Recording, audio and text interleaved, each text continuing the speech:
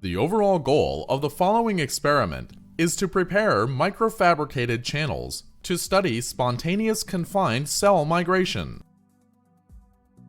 This is achieved by first preparing the polydimethylsiloxane, or PDMS chip, containing the channels.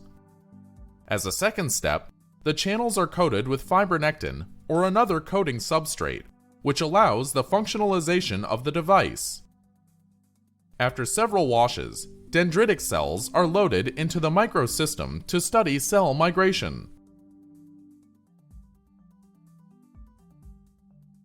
Results are obtained that show differences in velocity for different cell types or treatments based on microscopy and image analysis. The main advantage of this technique over existing methods, like classic 2D migration, is that we control the geometry and confinement of the cells.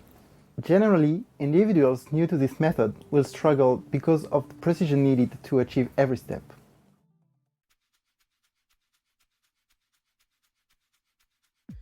To begin, mix PDMS, oil, and curing agent at a weight ratio of 10:1 in a plastic cup.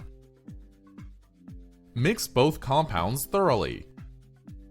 Cast the mix over the mold-bearing microchannels.